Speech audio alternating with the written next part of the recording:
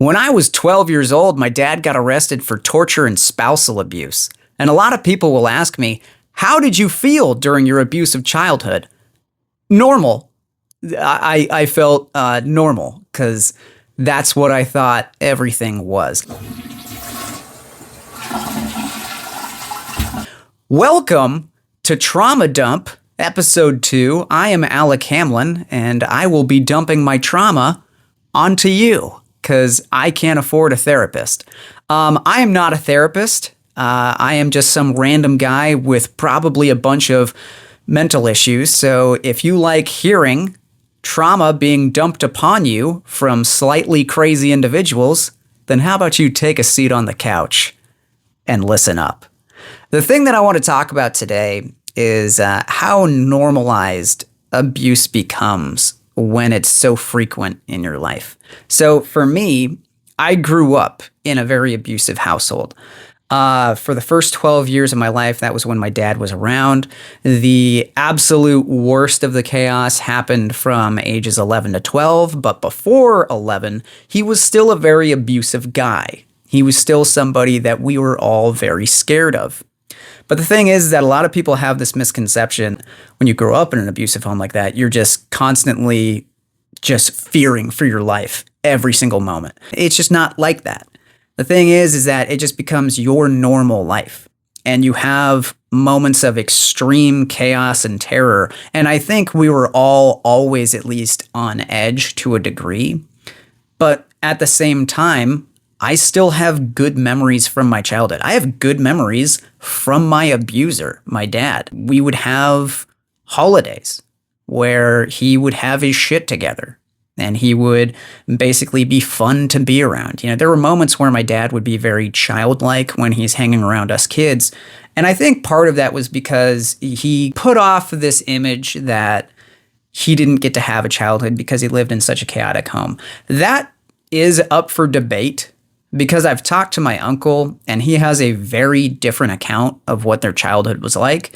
But I also am aware that our experiences with our parents are much different from, say, our siblings. Everyone has a different perception. So I'm sure my dad was raised in a chaotic situation because of the type of person that he became. And I think because of that, he was always yearning to re-experience some sort of childhood that he didn't get. So there were moments where he was very fun to be around. Holidays, times where we would set up army men in the backyard and then just, throw dirt clods at them. Those were fun times. But that was during the abuse. Some of that was legitimately during the worst of it. And things were so normal to us, like the chaos was so normal, that we were still able to enjoy these moments. However, for every good memory we had 10 terrible memories right around the corner. For instance, I remember there was this one time we went to Disneyland. Disneyland, that's a happy, fun place, right? That's the happiest place on earth. We were staying at a Residence Inn. I don't know if I can drop that name. This video is not being sponsored by Residence Inn. I don't even know if they're around anymore, to be honest. Anyway, we're at a Residence Inn. That is not at all important to this story. I don't know why I'm hung up on that. We go to a Residence Inn and we're staying there and, we're all excited that Disneyland is going to happen. One thing leads to another and my dad just chokes out my mom. Right in front of all of us kids, right on like the second story of the hotel room, because this was a hotel that had 2 stories. We were doing pretty good financially at that time. Well, or dad just had a lot of credit cards and hadn't maxed them out yet. It's one of those 2 options. He just starts choking my mom. And then right after that, we just go about our day like nothing happened. That was our reality. That was our normal. We see mom getting choked and we're just kind of like, yeah, that's a Tuesday. And the thing is that like when you tell that to somebody else outside of this world of abuse that you're in, people just don't understand. They're like, did you do anything? We're like, why? Because at this point, dad had basically been saying that mom was this bad person. At this point, it's just an argument. between dad and mom. We don't understand how bad of a situation that is. And that's so crazy to say out loud, but it's true. I remember when I saw that. He strangled my mom over the balcony, and obviously I'm distressed by that because that's my mom. But right after that happened, when it stopped, I'm like, okay, it stopped. We can go back to watching TV and getting ready for Disneyland. And that's absolutely insane. I remember there was this time that my dad shot himself in the leg. It was on accident. My dad shot himself in the leg when two Jehovah's Witnesses came to the door and he thought they were demons, so he chased after them to try and shoot them. That is a crazy ass story. So my dad popped himself in the leg. He comes back, and the way he did it was basically he was trying to pull up his pistol in order to aim it at the Jehovah's Witnesses. And when he pulled it up, the moron pulled it up by the trigger. So guys, this is a good moment in time where we want to go ahead and talk about trigger safety. All right? Only have your finger on the trigger when you're planning to pull that trigger. Okay? He pulls it up by the trigger, gun goes off, he gets shot in the leg. He comes back in, he starts screaming. I was playing a video game at the time. I remember exactly where I was the whole entire time. I was in the upstairs playroom where we had it was like the communal area for us kids. That's where we had our computer. I was playing on Medieval Total War. I still remember the exact game. Right next to the computer is a window.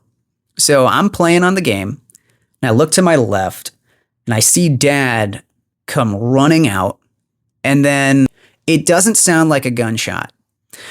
And I know that because I had been to the gun range several times in my childhood. So I knew what any gunshot sounded like, but in particular, what our guns sounded like. So it didn't really alert me that much. Right below where I'm at in this situation is the garage. Right underneath me in the garage is where we had a bunch of file cabinets. So it legitimately sounded like someone had just banged on the file cabinet really hard. That's what I thought happened. I didn't know why. That's just the type of sound it was. And I was like, well, my ears aren't lying to me. That sounded like somebody hitting the file cabinet. So I look to my left, I look out the window, and I see my dad just fall on the ground, just like, ah. And I look at it and I'm just like, oh, that sucks. I guess he tripped or something. Go back to playing. Then he goes back inside, and I can hear him screaming from the front door. I can't make out any words. I just hear Dad's distressed. He sounds angry. So I remember I just sigh,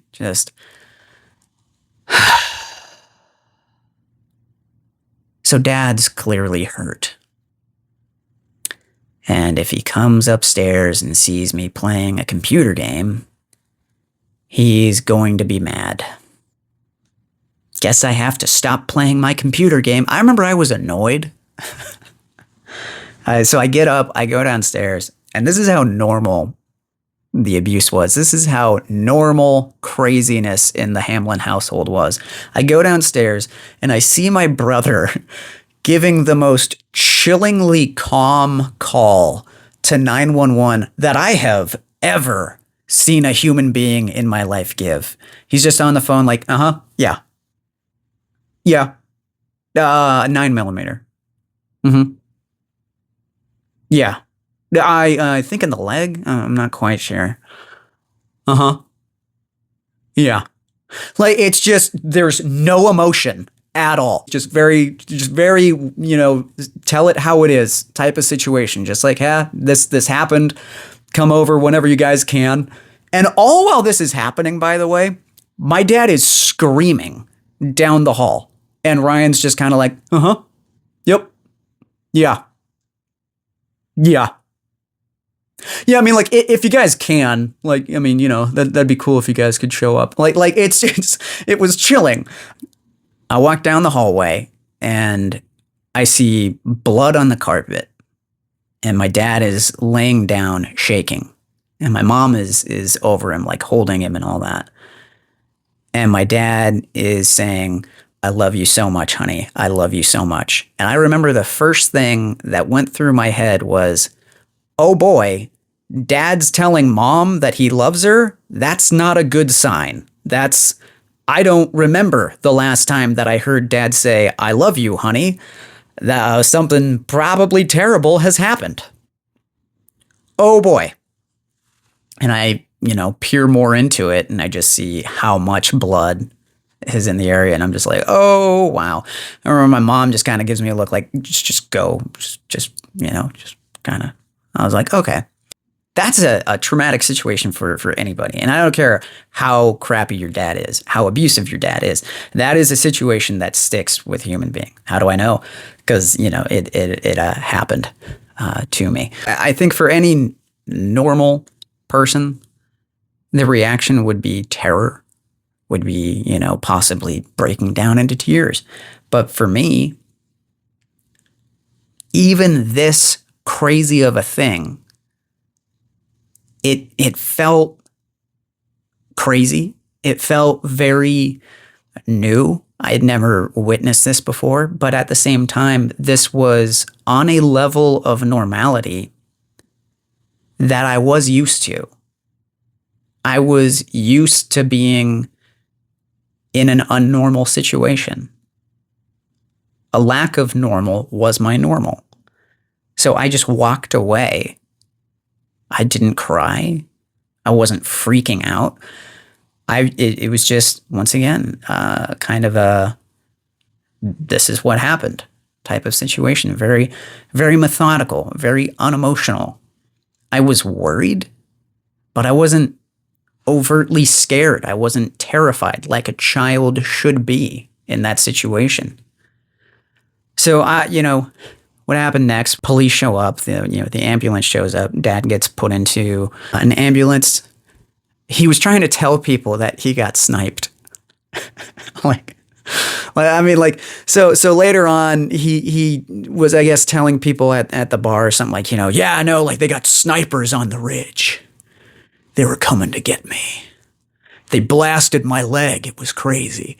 And, I remember later on thinking about that, going like, just what a very Hamlin way to deal about that, right? Just like, something stupid happened, so now we have to try and create a story to be like, no, hey, I promise it wasn't me. I didn't do that, all right? I'm not that brainless, okay? Clearly, it was a sniper that was on the... Do you think that I could be that dumb? Please tell me that you don't think that I could be that dumb. Yeah, he was telling people that, somebody had sniped him. And, the cops show up. And naturally, they have questions. They're just kind of like, okay, what the fuck happened here? This guy's saying that there's a sniper at the end of the street and he's targeting him. Can you guys maybe shed some light on the situation? It was this moment where I remember just basically, everybody just kind of like, hey, we're not allowed to talk about the stuff that happens here. Because at this point, I believe this was February of 2004. The chaos of the situation had been in full swing. And my dad had convinced us that there was this satanic cult that was coming after us. Meth is a hell of a drug, is what I'm trying to get at. But my dad was still smart enough to understand that, oh, no one's going to believe this story, as pretty much no one did outside of our family. There's a couple cuckoos out there who did believe him, but the vast majority pretty proud of. They were like, that's crazy. So he was pretty aware, like, hey, this is a crazy story. Nobody's gonna believe it. So it was a standing order in my house, like, don't talk to anybody. I get into the police squad car. The thing about me is that I'm a bit of a motor mouth, which is great because I've decided to do comedy for a living. Any other type of situation that I'm put in, not a great situation for being a motor mouth, especially when I'm trying to keep a secret. I'm not great at keeping secrets. So I hop into that car and I look at Detective Rich Strasser, and immediately I'm just thinking, hello, new friend. You seem like you want to hear a story. So I remember I just start talking to him. And my thing wasn't that I was trying to help the investigation. My thing wasn't that I was like thinking I'm going to do good. It was just like, yeah, hey, I mean, like, you want to talk? I'm always down to talk, man. What do you want to talk about? You want to talk about the weather? Want to talk about the satanic cult? Whatever you want to talk about. So I literally just start spilling everything. I'm just like, yeah, no, okay, like this crazy cult is coming after us. And they clearly blasted my dad. And I remember like I kind of sidestepped that. Like, yeah, so like I think they shot my dad or something. But like the crazy thing is like, no, hey, can you go back to that? Oh, when they shot my dad, and they're like, yeah, I know, that was really weird. But anyway, so like I got this other story. Like, no, you're going to love this one. It's really funny. And he's just kind of sitting there just like, uh-huh. Okay. Taking notes like crazy. All right. Tell me this more. Thank you. Yeah, no, absolutely. It's going to stay between us. Sure. That was a normal day for us. I mean, like, don't get me wrong. That was a heightened crazy moment for us. But I mean, like, once I found out that dad was alive and well, I remember not feeling too different. Not feeling like, oh, wow, this is like, this is a real game changer. It was just kind of like, okay, what are we doing tomorrow, Mom? I mean, just that was the level of craziness. That was just, this is our regular day to day. It carried on too into life outside of dad, because we had been trained to feel like chaos was just so normal. So I remember in foster care as well, it was this type of situation that we got taken away from our home and we got put into a new home, very foreign to us. We don't know where we are anymore. But we were able to adapt very quickly. And I think that's just because of the fact that when you're put into a situation that's so chaotic for so long, you have to be able to adapt on the fly. Otherwise, you're not going to survive. So I remember the first week or so of foster care was very, very tough. Because what they did was I don't care how mentally tough you are, getting taken away from your home and being told that you can't be with your parents anymore. I don't care who you are. At the age of 12, that's terrifying.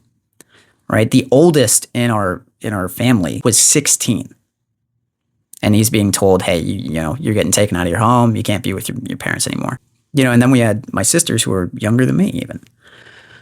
So we got put into a home. They immediately split us up the next day.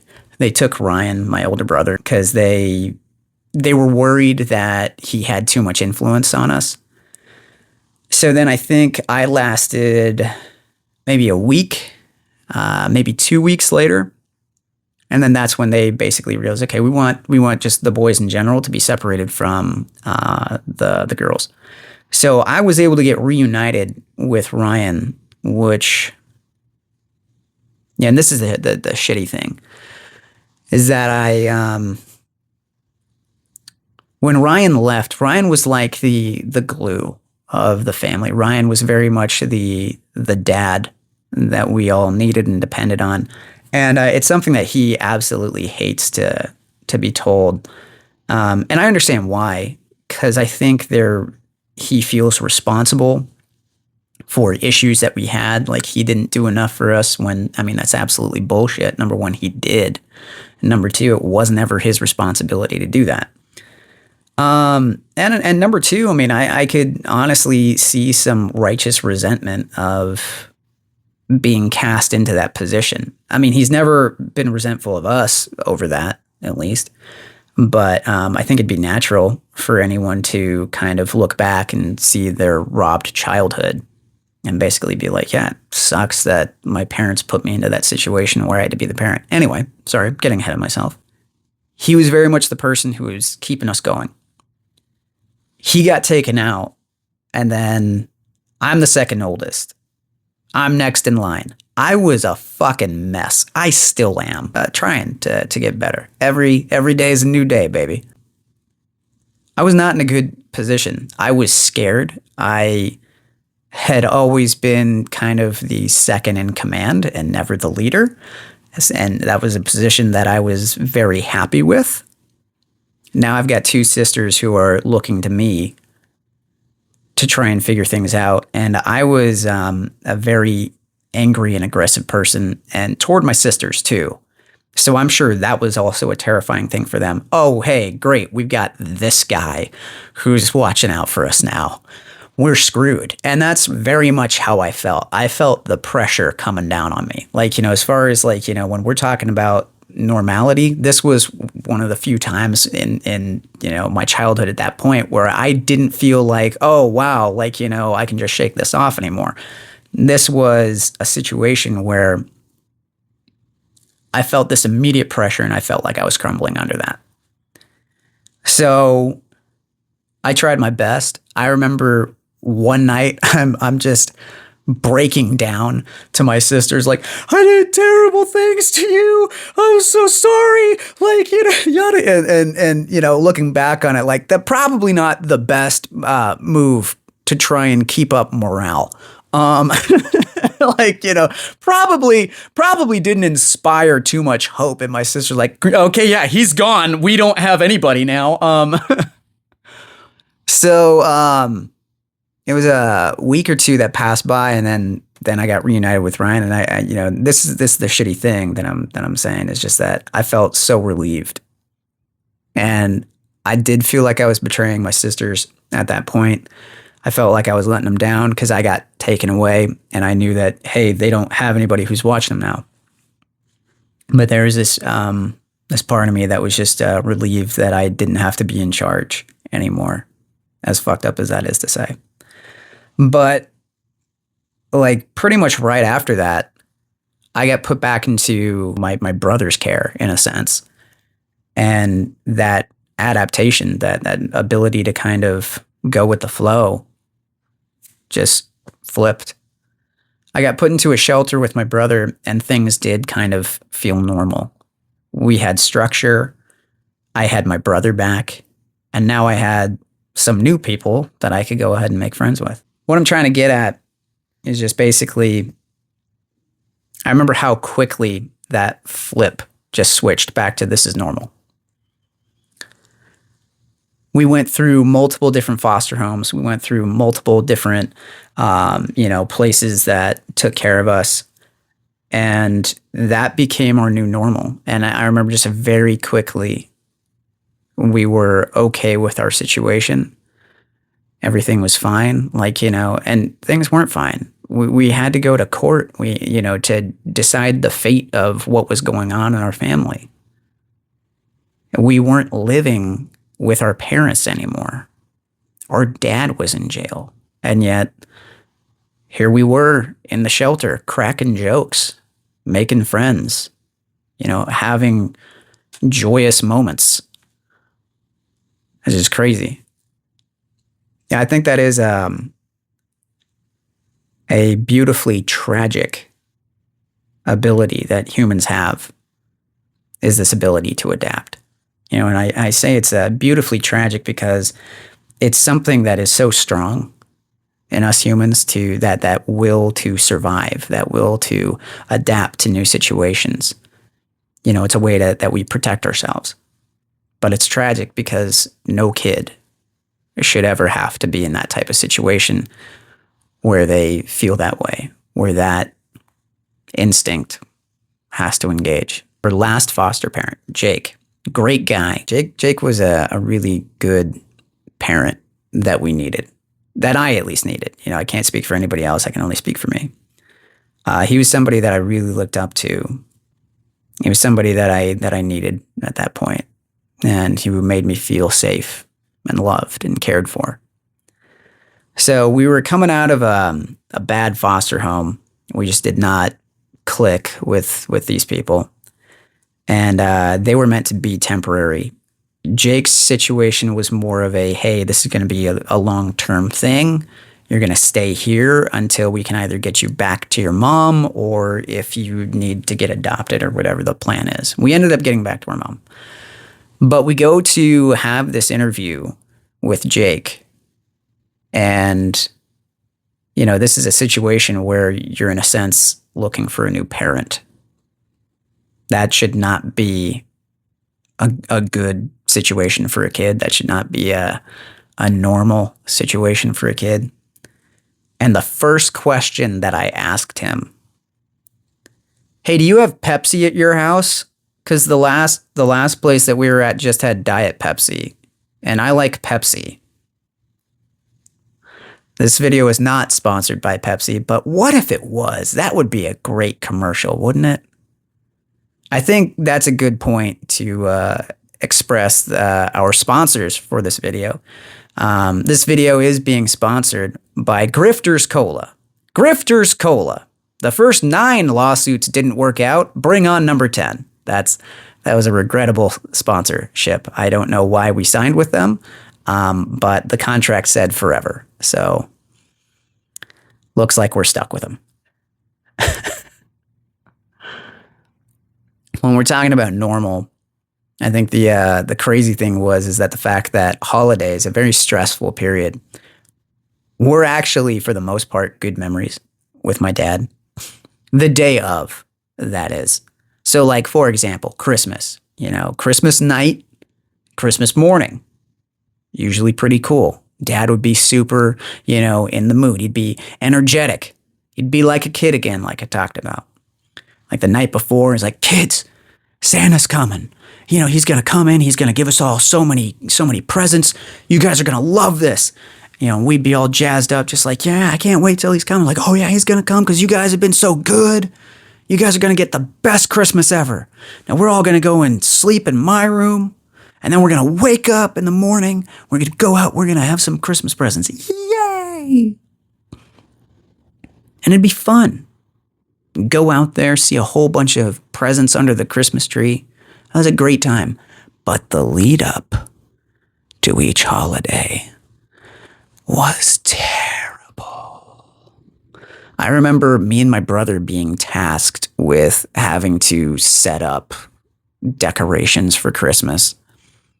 We have to untangle all of the lights. It's kind of like the Christmas Vacation, right? The Griswolds, where it's just that giant ball of lights that is all tangled up. That's what we had to untangle. However, what we got was not only did we have to untangle these lights, but we got like the nice 30-minute scream fest from Dad. You guys are doing this wrong. You guys are idiots. What are you doing? Yada, yada, yada. And then I remember one time in particular, me and my brother, it's pouring rain. Me and my brother were going outside, and Dad had seen this one household. They had rope lights, and they would just chuck them randomly into their bushes. Just reckless abandon.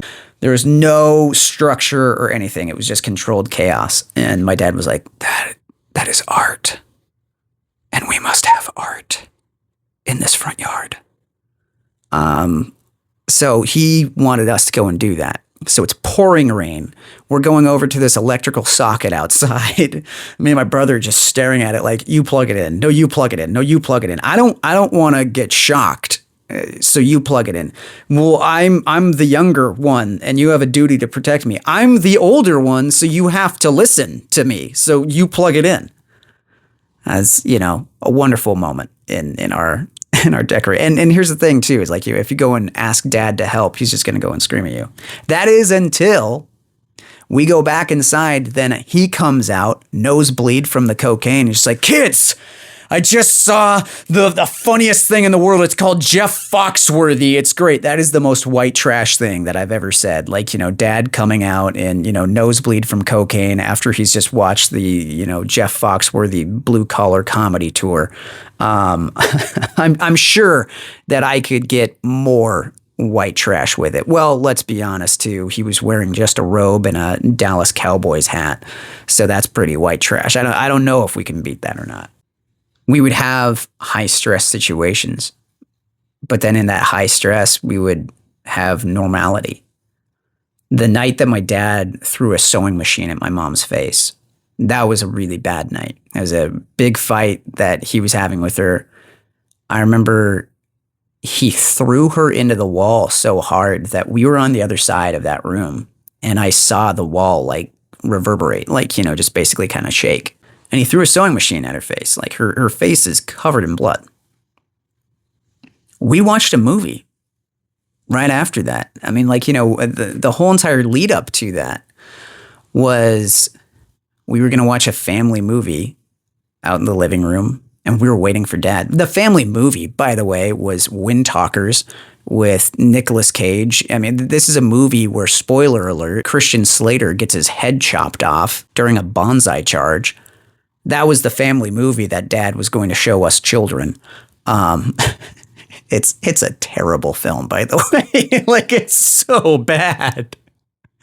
like don't get me wrong, like, it's definitely not a movie that you should show, like, super young people, but like it's also too, just, you shouldn't show full grown adults that movie, because it's just really, really, really bad. It's a very bad film.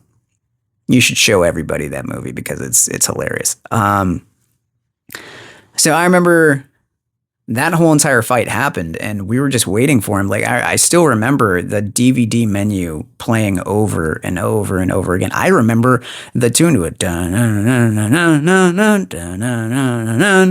over and over, because you guys remember DVDs menus is where, they would be on this loop for 30 seconds. So we had to listen to that over and over and over again. And we had to listen to that fight at the same time. And then as soon as that fight ended, we just go and watch the movie. Just like nothing ever happened. Because it was normal. Nothing did happen. It was just a fight. It was just another night. Like, these moments were still terrible. They were still bad. We were still scared. We were still worried, but at the same time, I mean, like, this is something that I've talked about with my siblings. So, I mean, I don't want to speak for them, but I'm just saying from what they've told me, it's similar feelings to how I felt. Just basically like, yeah, this is a normal thing. I remember I legitimately thought that every family did stuff similar to this. I knew that we were maybe a little bit more rough around the edges than other families, but I didn't think that we were in an abusive situation. I remember I had joked with my dad about, like, are we going to go to a foster home? And I think it's because I saw that on a show. But I didn't mean it. I remember my dad got really, like, defensive. Just like, whoa, hey, you're not going to a foster. Who told you that? And that's the thing. He knew it wasn't normal what was going on. Me, I just thought I was telling a joke. Then lo and behold, a month later, I was in foster care. Soothsayer abilities right there.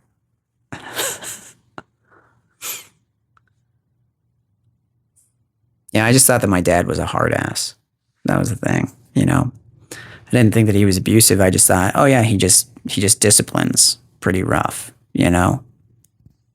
It's hard for me to talk about this in a way that I can convey to you what it was like without sounding crazy, because I talk about this.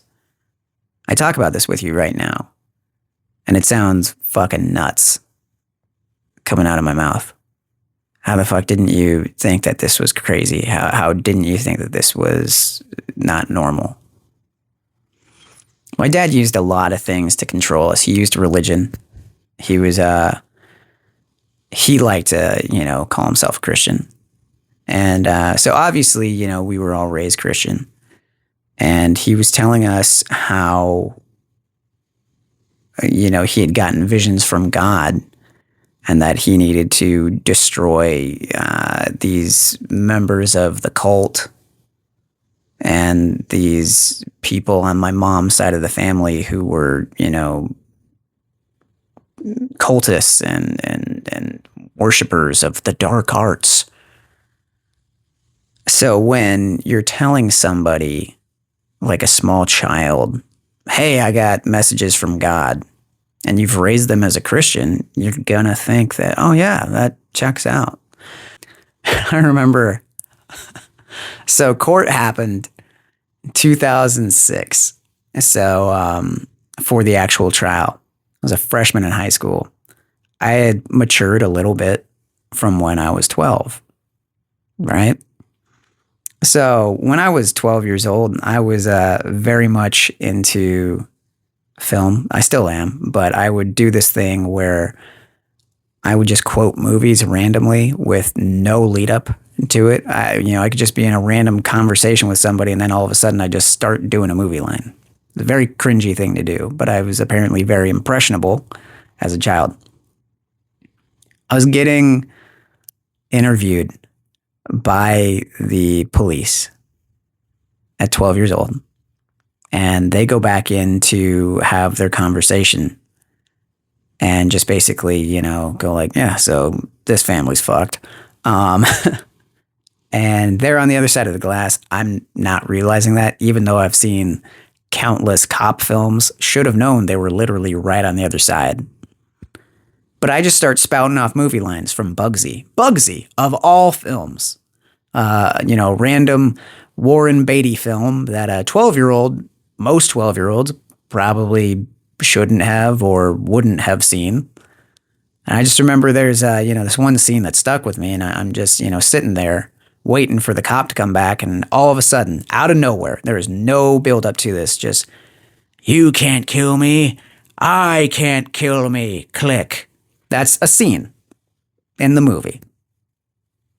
Now imagine being a police officer talking about like, yeah, so this kid thinks that his dad is a hero, but his dad's an abusive piece of shit. What the fuck is he doing right now? What is he doing? Why is he pantomiming putting, a gun up to his head? And why is he talking about Russian roulette? It's a very weird thing. Anyway, the reason why I bring that up is because I'm in the trial being questioned by my father and his attorney. And that tape gets played in front of the jury, in front of a whole entire courtroom. So when we're talking about chaos being normal, I think a normal, healthy person, if they were ever put into a situation where they had to testify against their father and understand the weight that their testimony carries, where they're putting them in prison for the rest of their life, that would be a very nerve-wracking thing. For me, it wasn't.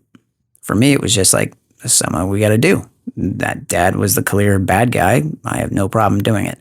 The worst thing that happened to me in that trial, like the most like, oh my God, I can't do this moment, was when these people put on the footage of that interview, and those sick bastards didn't cut out that part.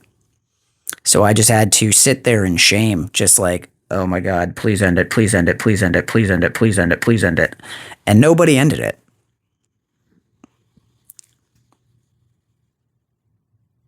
That's how much chaos was normal to us, was that the most awful part of a trial where my dad, the person that I had trusted to take care of me, it's a trial that we're going to put him away for prison for life. The worst part of it for me was seeing a cringy moment in a police interview.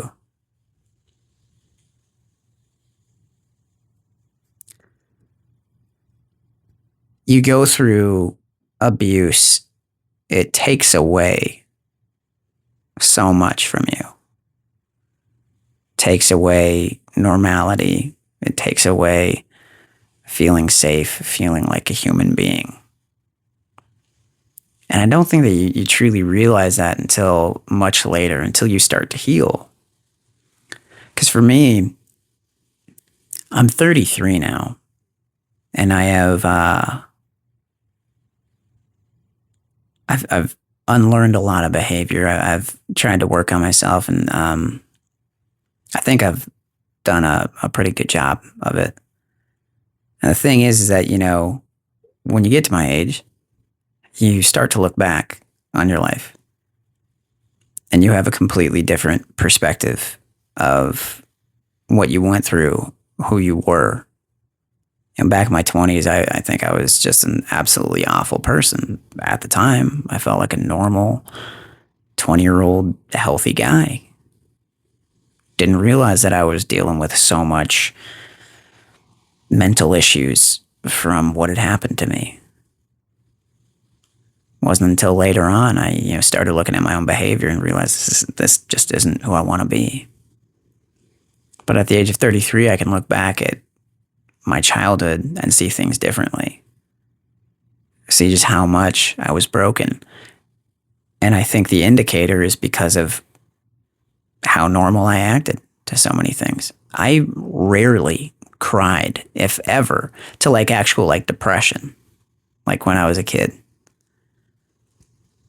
The only time that I would cry was if I was so, that level of anger that you get where it's just you're so enraged that you can't control anything. You have tears just coming down your eyes because you're just just everything, you're red. You're just, everything's just out of control. That would be where I cried. But when it was for just sadness, depression, I couldn't. I couldn't cry when my Uncle Mike died. I remember when that happened, my mom comes in to my room and she's just she's in tears and she's like, your Uncle Mike passed away. She goes back to, sob. And I felt sad. I really did. My Uncle Mike was somebody that I connected to very deeply. And I wanted to cry for him. But now I also felt bad because I'm I'm going to be the only asshole who's not crying for Uncle Mike. So we got to do something. So I remember I actually started to look for every sad movie that I could. I'm okay, let's get some Forrest Gump. Let's get Fox and the Hound. Let's get any movie that I can cry to. And I'm holding them in my hand, and then it was just kind of dawning on me of I can cry at fictional characters, but I can't cry at somebody who showed me love and an amazing figure in my life. What the fuck's wrong with me? When you get to that point when you can see that you aren't reacting to things in a normal way, but the way that you've been reacting all your life, that has been normal to you. That's one of the worst things about abuse. It molds you into somebody that you weren't supposed to be. And the fucked up thing is that I have to understand that this person who I am was not who I was supposed to be. Now I don't regret that for a second. I am who I am, for better or for worse. Everything that I have been through has made me who I am. I wouldn't change anything. I would not change anything for a second. The only thing that I would change would be any hurt that I caused onto other people, or any hurt that my dad put onto my siblings. But if I had to go through everything the same way again, I would. Because like I said, it's made me who I am today. But I understand that this is not who I was supposed to be. This version of me is an unhealthy, broken human being that I've had to repair over the years in the best way that I can. And I am proud of how I have.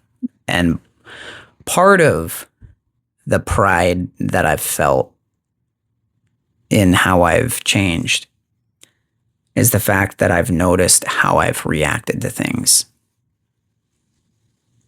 I do.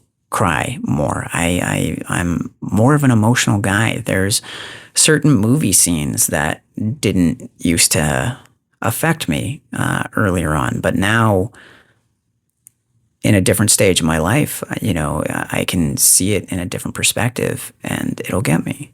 When my dog passed away, I that was the most hurt that I've ever felt, and I was able to cry. I was able to allow myself to feel emotions. And that's something that I would never have done when I was a kid. And that was normal. Back as a kid, that was normal to not feel.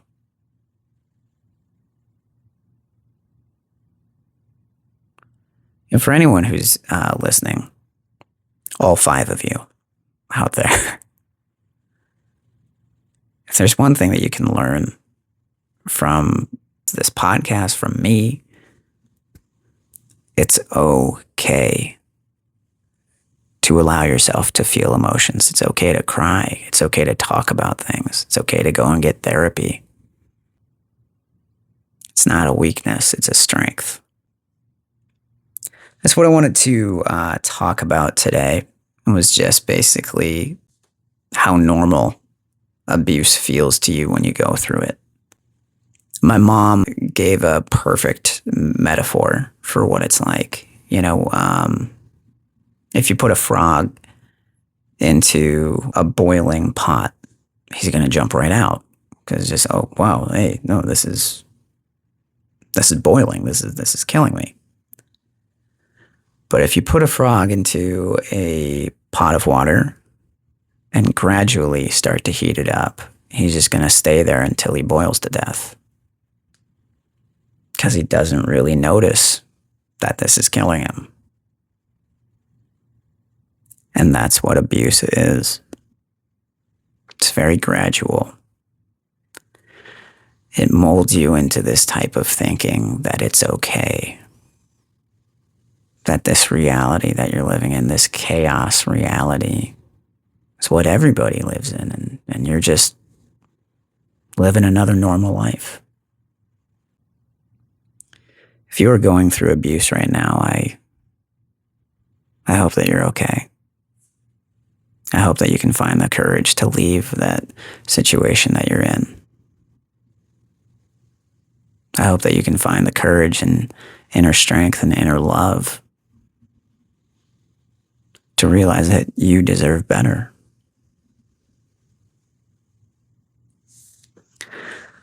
So, I really want to say thank you for everybody who's listened.